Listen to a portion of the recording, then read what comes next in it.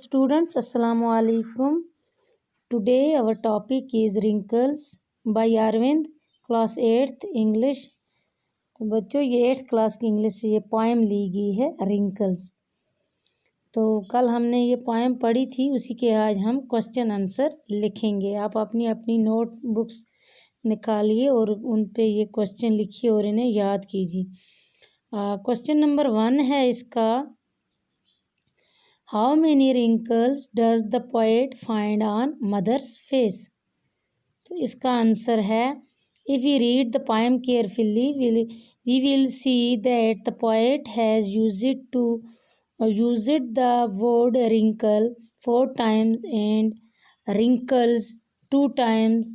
So we can say that the poet has found 4 wrinkles on the mother's face. Since the poet has written the last wrinkle as expression, so there may be 5 wrinkles on the mother face.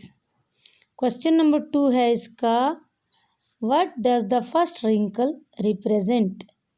Answer, the first wrinkle represents the marriage of his mother when her father got her married and she was separated from her birth home to another's home where she had to live her entire life with an unknown person.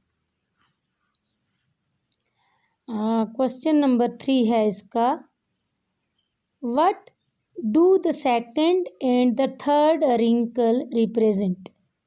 तो इसका answer है, second wrinkle represents the time when the child was not born and was in the womb of the mother, growing there by sucking every drop of blood in the form of mother's food.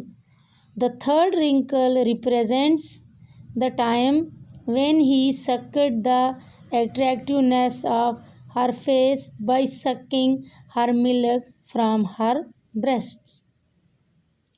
Question number 4 है इसका, what does the poet seeking under the wrinkles of the mother?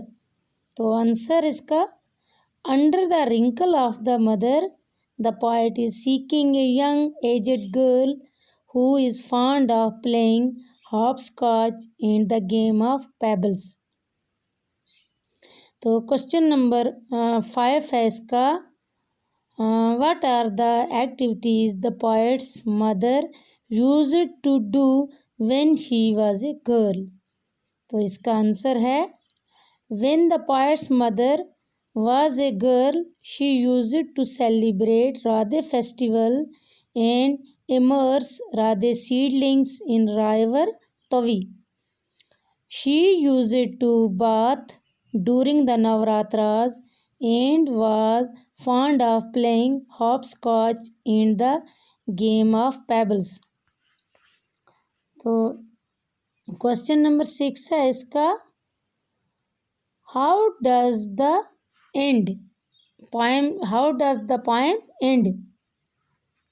तो answer है इसका, the poem ends with poet saying that he will bring colors of Radhe, colorful strips for her mother's dupatta and colorful pebbles for his mother so that his mother would look like a girl as she was in young age.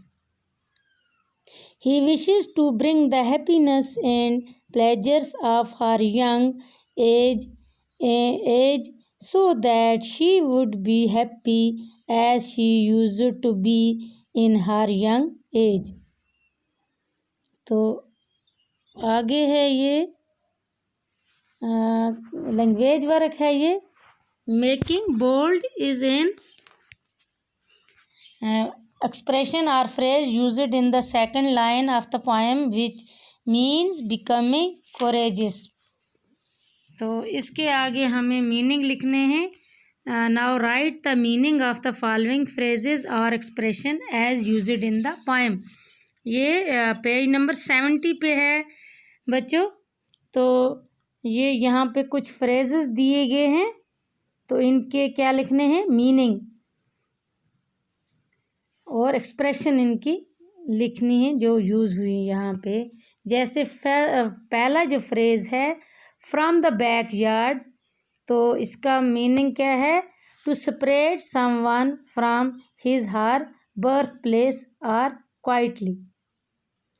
Number 2 है on your blood, तो इसका मतलब है to feed on the digested food to make the host of someone. तो number 3 है इसका nourished my self, to grow और develop on self.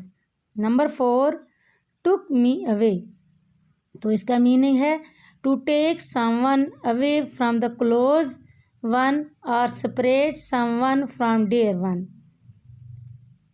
तो इसका 5 जो फ्रेजेस है, फ्रेज टेकिंग कोरेज, तो इसका मीनिंग हुआ बीइंग कोरेजियस।